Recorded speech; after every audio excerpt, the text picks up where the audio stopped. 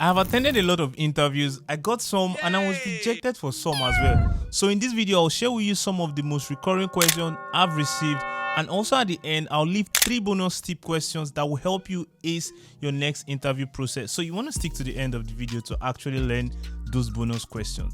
So some of the most recurring questions I've noticed around interview process basically evolve around getting to know you, getting to know about your career, and getting to know if you're a team player. So in this video, like I said earlier, we'll be diving into 9 of them, and the very first one you hear, which is one of the most common, is tell me about yourself.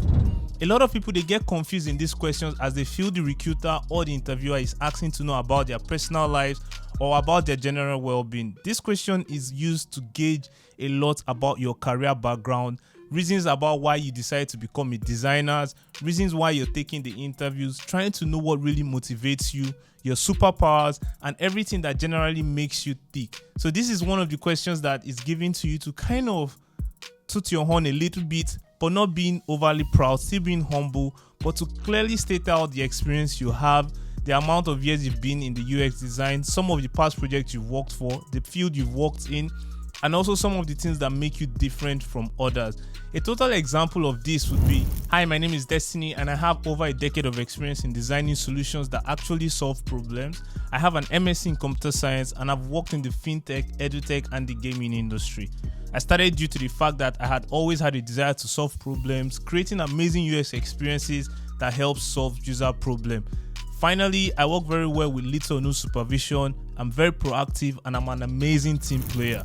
So a simple answer like this is almost guaranteed to get you in the good favors of the interviewer, because you have just expressed your background, your education, your technical skills, and also shown that you're a very good team player.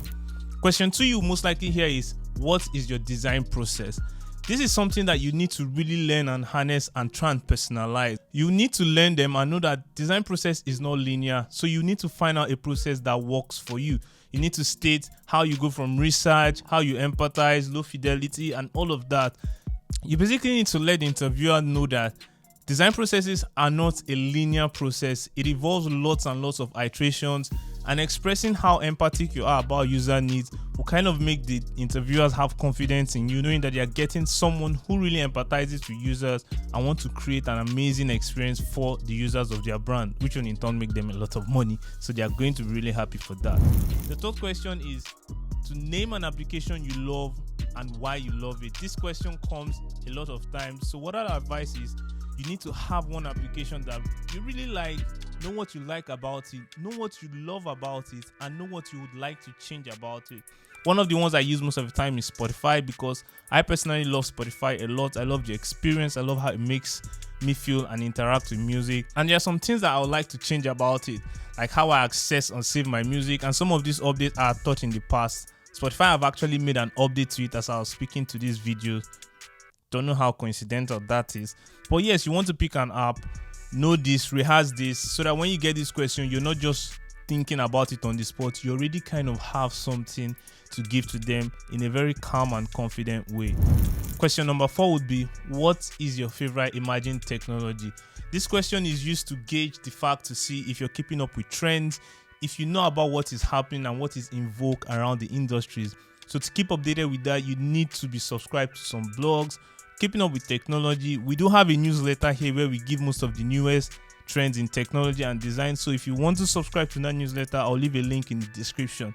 So basically, you want to talk about something futuristic like voice UX, AI integration in UX, and things that will make the interviewers know that you definitely keep up to date with technology and trends around the world. Question 5 would be, how do you handle feedback?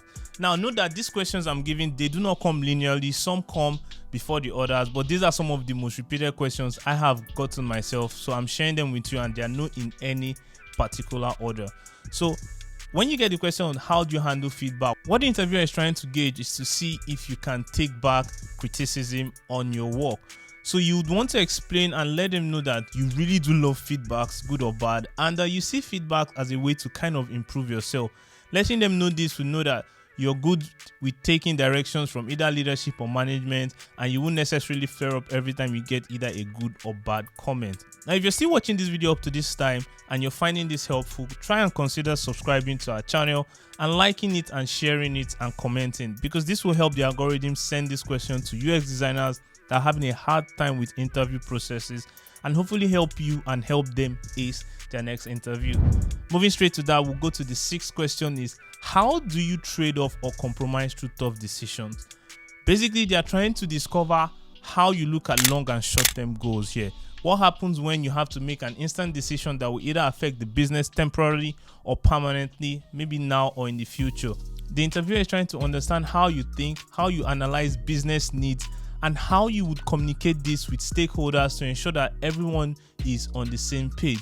One of the best ways I advise people to answer this question is to give a certain example of a time whereby they had to make some of these tough decisions. What were the reasons that made them go towards a certain decision? Was that successful? Even if that decision failed, letting the interviewer know that failed and what you learned out of it will definitely put you in the good books of the interviewer. Now, the second one you might likely get is to tell us about a project you're proud of. This should be your bread and butter, and you want to highlight a project that you collaborated with a team. This shows you're a good team player, you follow the standards of UX, and you can generally work with a lot of people. You want to explain why this project is so important to you, if there are any form of attachments you have to this project, and the problem you solved on this project. You want to clearly state out the problem you solved, the impact it made, and if you have some metrics to back up your claim, that will also be a very, very good choice. Now, the eighth part of it is to tell us about a project you're not so proud of. Now, this is almost a direct inverse of the first one. And at this part, some people lie and say, oh, I've never had any project that I'm not proud of. And that just shows that you haven't really gone out and done a lot of experimental things, pushing yourself to the limit. So you should have at least one or two projects. I've had a lot of projects that failed during my time also. So you should know that and have that in your bag ready to explain. Now, you're not trying to say that you're a terrible UX designer. You're just trying to explain what went wrong in the project. This shows the interviewer and the recruiter that you have the ability to identify when you've made a mistake. You want to tell them what made you to make that mistake. How did that mistake affect the business? And one of the most important things you want to state off is what you learned from that mistake.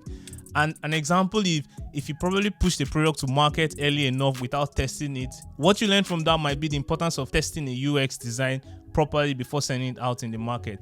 An example for this, you could say you worked in an e-commerce project and that project was a little bit rushed and the user did not properly understand how to check out of the project, which led to a lot of drop off and churns in your application. Now, when you ask what you learned from this, you need to know what you've learned from this mistake, how you handled it, how you fixed it, and how you are able to communicate this with the entire stakeholders, your project management, and other team members you worked on. Speaking of stakeholders, it brings us to the ninth question that says, how do you handle multiple stakeholders? One of the biggest things the interviewer is trying to know at this point is, how effective do you communicate? Remember, communication is not complete until there is a sender, a receiver, and the sender gets a feedback from the receiver. So the recruiter is trying to understand how you communicate with others. How do you keep everyone updated in your design decisions? If you're working with multiple stakeholders, how are you effectively letting stakeholder A know about the decisions you're making, and how would that affect stakeholder B? And just carrying everyone generally in the team. This is what this question is geared to let you understand and make the recruiters know how you communicate effectively as a UX designer. Now we've come to the bonus part, and thank you for staying true to this part of the video. So I'm going to give you this bonus tip. Now, most companies will allow you to ask them questions at the end of your interview, so you want to be taking advantage of this. An example of a question you want to ask the company that will show that you're truly a honest UX designer and you want to work for them, you've done your research. You can ask about the company's design structure. You want to know how design decisions are taken. You want to understand their design process. You want to even find out if there's a design team and possibly if there's a design system.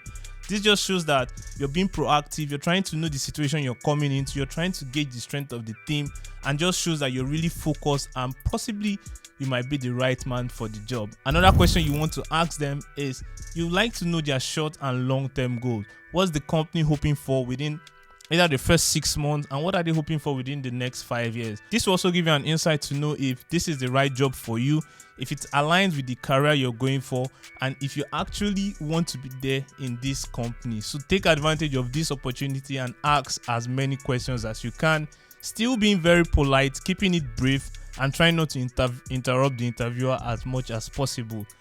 One of the most important ones I feel you should ask is, who makes the final design decisions in the company? You want to know who is going to have a direct impact to your work, who is going to authorize some of the work you're doing, and who has a say into what is being sent out there in the market, as this, like I said, will affect how effective you work, how you're communicating with your team members, and just shows you are truly ready to come in there, fill that space with little or no supervision. Hope this was helpful, and if you'd like to practice interviews with me, you can book a session with me. I'll leave a link in the description. I will help you go through some interview questions, prepare you, make you ready, go through your CVs or either your portfolios. And if you need help keeping up with the community and getting that motivation, we also have a newsletter in the description below that you can subscribe to, and we'll keep communicating with there. If you'd like to learn more and expand your knowledge in UX and earn more money doing what you love, try clicking one of these other links and watching the next of our videos. Don't forget to subscribe, and I'll see you in the next one. Peace.